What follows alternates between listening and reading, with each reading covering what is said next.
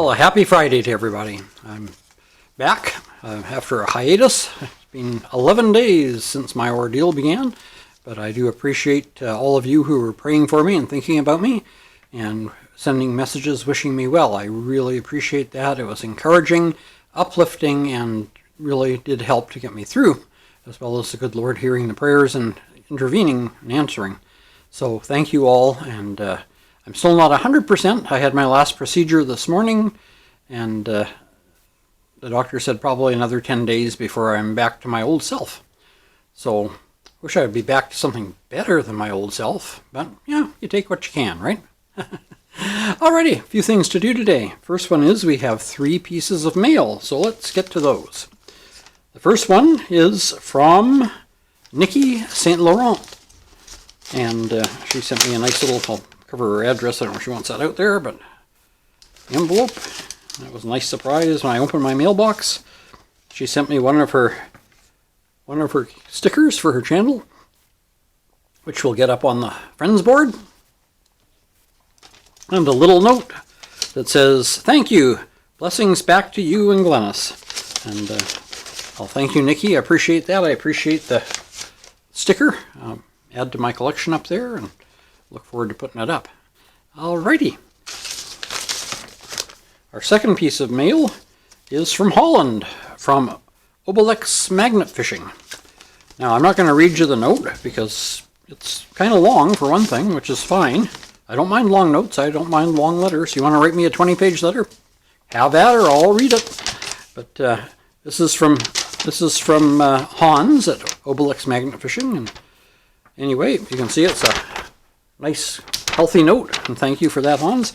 And he also included a little leaflet, which I will have to translate into English from Dutch. But I believe if I know Zippo Dutch, really, but I believe this is about something about death. I'm thinking I'm pretty sure, knowing Hans and my other conversations, it's a Christian pamphlet about where you go after you die, or where will you go after you die. So thank you, Hans, for that. I'll have to take some time to translate it so I can understand what it is, but it's a nice looking little pamphlet. So thank you. I'll put links to these channels in the description box, by the way. If you don't know them already, you can check them out. And our third one was a total surprise. One from Hans was a bit of a surprise. I mean, Hans and I send things back and forth occasionally, so not 100% of a surprise. The one from Nikki I was expecting, so it wasn't a big surprise. But this one came out of the blue and was a knock me off my feet out of my socks and shoes surprise. And I'm very happy surprise. And it's from Maer. I hope I'm pronouncing this right. If I'm not, I apologize. But it's from Maer Video Treasure Hunters. And they are fellow Canadians out of Alberta. And anyway, this was in my mailbox, and they like tape. I figured that out. It took me a while to get into this envelope. I thought I was going to have to get out a chainsaw or something. But you can see a nice card inside. Hello, hello, hello, hello, all over it. And inside it says, Maer Videos Treasure Hunters Sticker Pack. To Ian Wygath, thanks for the stories and the Canadian history. Best of luck out treasure hunting. Hashtag TreasureFam. From Maer Videos Treasure Hunters, Marlon and Aurora. Well, thank you, Marlon and Aurora. I'll just quickly show you some of the stickers. They sent me a huge pile of stickers. So there's some sunglass stickers. It says, spring is here, almost. Yeah, that's Canada. Almost. It's just almost here. This one says, History Detective. It looks suspiciously like SpongeBob. And here's one that's a stamp. It says, special delivery on the front, on the back. Stamps are treasures, too.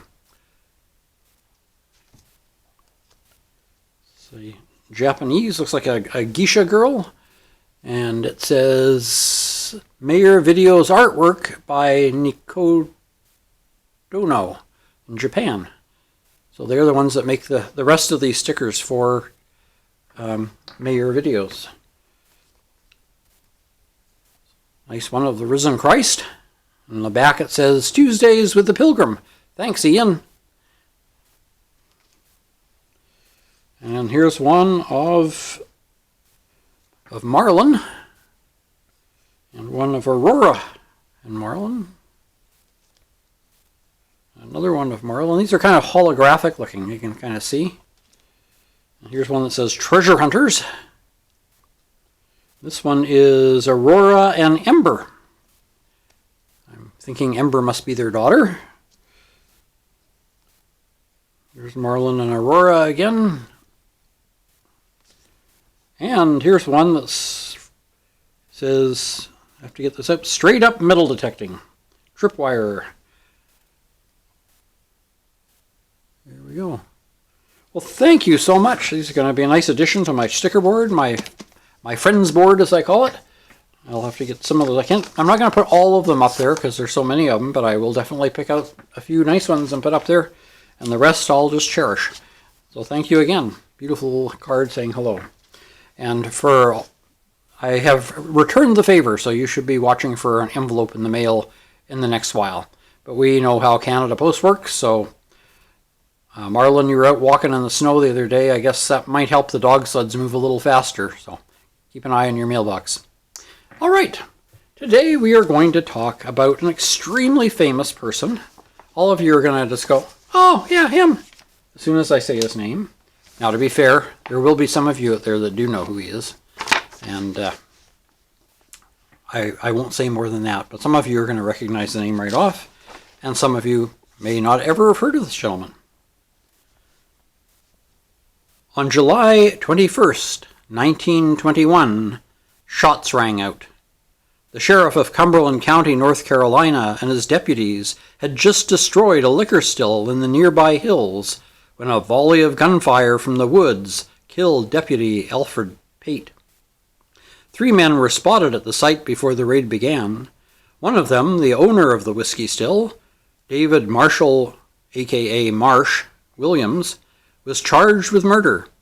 He pled guilty, though he always claimed he was innocent, and there were conflicting stories of where he was when the shots were fired. Williams had always had a talent for machinery, especially firearms. While serving out his 30-year sentence in the Caledonia Correctional Institute, his talent got noticed. He was eventually put to work fixing farm machinery. The warden, H.T. Peoples, and William developed a relationship of mutual trust. A lot of trust. How much trust? After the talented prisoner was given the job in the machine shop, he was put to repairing the guards' weapons. That's a lot of trust. The warden let Williams take the next step, designing guns. This is where Williams made a semi-automatic rifle that worked on the short-stroke gas piston system. A gas piston was located under the middle of the rifle's barrel. When the gun was fired, the gases from the ejected bullet exploded and propelled the piston violently to the rear. The slam of the piston initiated a slide bolt action in the gun and automatically loaded another bullet into the chamber. After 8 years in prison, Williams went home and started working on more designs and getting patents. The folks of the Winchester Gun Company noticed and hired him as a weapons designer.